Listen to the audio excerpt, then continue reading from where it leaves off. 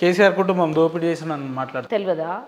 తెలియదు, అందరికీ తెలుసు, అందరికీ తెలుసు. చేసిందా? డైరెక్ట్గా అసెంబ్లీలోనే బయట పెట్టినాం కదా వాళ్ళ దోపిడీ అంతా. చేసి సంవత్సరంన్నర కాలంగా వాళ్ళ మీద కార్యాచరణలు మరి యాక్షన్ లేదంటే అయితే కదా నిన్న ఎండీని పట్టిండ్రు కదా, చూసినావు కదా, కాళేశ్వరం ఎండీని పడితే ఎంత దొరికిందో, లోపల పోయింది కదా నిన్న.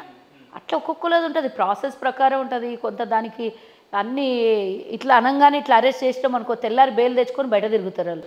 అట్లా బయట తిరగనిచ్చే పని లేదు కదా వాళ్ళకి. ఒకసారి పూర్తిగా పకడ్బందీగా అన్నీ ఉచ్చు బిగుసుకుంటే అప్పుడు తెలుస్తుంది బయటికి పోయేది. నిన్న ఒక్క ఎండీ దగ్గరనే 100 కోట్లకు పైగా కాళేశ్వరం మీద సంపాదించిన అవినీతి డబ్బు దొరికింది. ఆస్తులు 100 ఎకరాలంట. కనీసం 50 లక్షలు ₹1,00,00,000 ఎకరం పెట్టినా గదే 100 కోట్లు కదా. మరి అట్లాంటి సొమ్ము చాలా ఉంది కేసీఆర్ దగ్గర. కాబట్టి అట్లాంటి తీస్తారా? భవిష్యత్తులో తీసే ప్రయత్నాలు ఉన్నాయా? ఫస్ట్ తోక దొరకాలి, తోక దొరికితే మొండం దాకా పోతారు. ఫస్ట్ దోక దొరుకుతూ ఉన్నది కదా ఒక్కొక్కటి.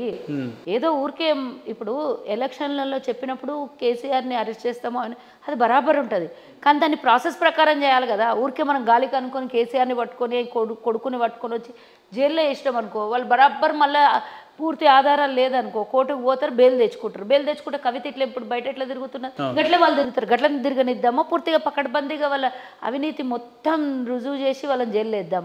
చాలా ఉన్నాయి, ఒకటి కావు రెండు కావు కదా కుంభకోణాలు చేసినాయి. ఒక్క శాఖ నుంచి కాదు, అన్ని కార్పొరేషన్ శాఖలలో నుంచి దోపిడీ ఉన్నది. ఒక్క దోపిడీ చేస్తేనన్నా ఏమన్నా మనం అనుకోవచ్చు, అన్ని దోపిడీలు ఇవ్వాలి. ఆ దోపిడీలన్నీ బయటపట్టాలి, అప్పుడప్పుడు ఇట్లా సభలు పెట్టాలి, అన్ని రకాలు వసూలు చేయాలి. తెలంగాణ ప్రజలు మా పైసా మాకు అన్నట్లు వసూలు చేయాలి వాళ్ళది.